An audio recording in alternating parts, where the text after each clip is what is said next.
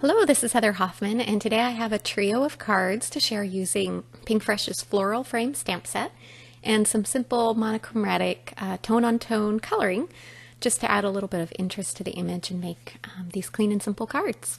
So I'm starting off, I've picked 3 colors of just solid cardstock, and I'm going to use my Misty to stamp my floral frame onto the green to start with. And I'm carefully lining it up, and I'm stamping it just a couple times in watermark ink. You can use any soft ink for this. I just want it to show up enough to be able to see what I'm doing as I'm adding some shading with a green Copic marker that's just about a shade darker than the color of my cardstock. And for the green one, I'm going around and I'm just adding some color in. For this one, I added it just to the leaf images. And it was a little hard for me to see what I was doing here without putting my head right over the camera so you couldn't see. I felt like I needed to get a little closer since it was such an intricate image. But so pardon me as I kind of fumble through this and my head pokes in there a little bit. But normally I would just kind of do it where I could get a little closer and get a better view. Anyway, I'm going to go all the way around, and I'm not being super perfect, partly because I can't see and partly because this is such an intricate image. And I just want to add a little pop of color. And what I'm going to do when I'm done coloring is set it back in my Misty and line it up. And then I'm going to re-stamp with that watermark ink and heat emboss with white embossing powder. And because I've added color to selected areas of this, it's just going to deepen and add some shading and some interest to the image without having to go through and color all the intricate little bits of the image. And it just kind of makes it pop a little bit. When I was done with the leaves, I went around and colored in just that main center frame as well. And before I stamp, I'm going over it with my powder tool. This just kind of keeps any of the oils from my hands or anything else causing some static or anything to make the embossing powder stick anywhere except where I'm stamping my image. So I'm stamping it 2 times again with that watermark ink just to make sure I've got plenty on there and my embossing powder will stick really well. Again, because it is such an intricate image, I didn't want to miss any little spots. And I'm going to go around, sprinkle my embossing powder over the top. And as soon as I'm done there, normally I would do this over the garbage, but I turned it over and kind of flicked it with my finger, give it a good sturdy smack with just my fingernail. And it kind of, with that intricate of an image, and because I know I stamped it so well, I just wanted to get off any excess powder that might have been clinging on there without my noticing. On a normal image, I wouldn't necessarily do that, but this one's so intricate and I wanted that coloring I'd done with the Copics to still pop and be able to be seen through the image a little bit.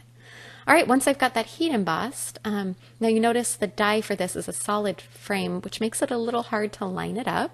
And I saw this trick somewhere that someone else did. And there's 2 ways to do this. You could use the negative to line up in your Misty. You could die cut it first, then stamp and color and heat emboss.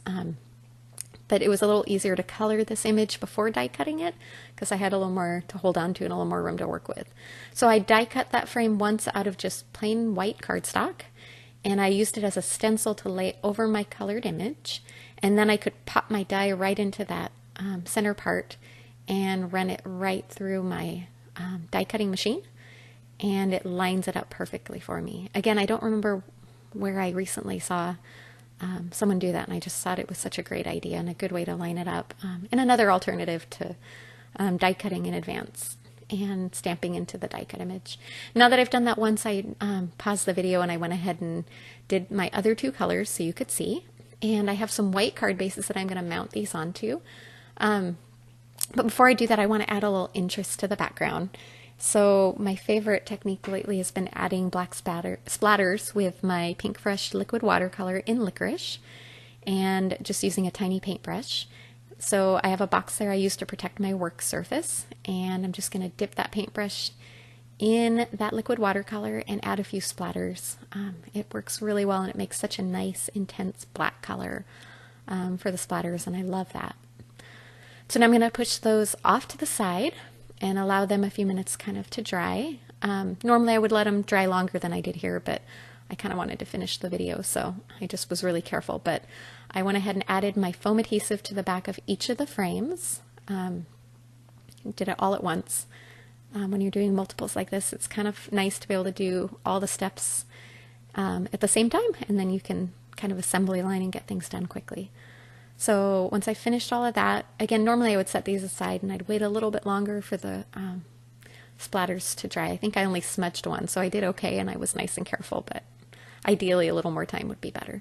But I'm going to peel off the foam adhesive and stick them on there carefully, centered in the middle of the white card bases. And as soon as I get all those attached on, I've picked some really simple sentiments to use on these. You could use more intricate ones. I just thought that the frames were so intricate that it called for nice, small, simple sentiments. So the 3 stamp sets that I've chosen my sentiments from are Train Ride, Pretty Paisley, and Folk Tree.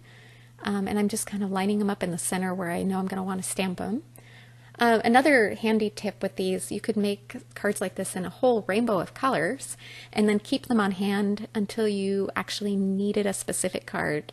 If an occasion comes up or you need a birthday card or a thank you card or anything like that on short notice, then you could quickly just stamp a sentiment into the middle and they'd be ready to go. So it'd kind of be like custom cards, just kind of handy and another way to do it too. But I'm going to use my Misty to line these up in the center and quickly stamp them on.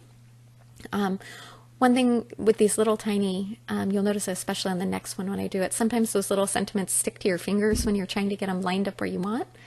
And one quick tip is just to wet your finger a little. If they're sticking, and clean your finger, it'll help keep them from sticking. So I just kind of dampened my hand on that baby wipe sitting next to me there, and then it stayed where I placed it so I could pick it up with my Misty.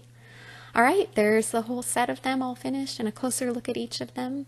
I love simple, clean cards like this, and I think it's such a great way to put together some with a little bit of interest but still fairly neutral and simple. Thanks so much for coming by. Have a wonderful day.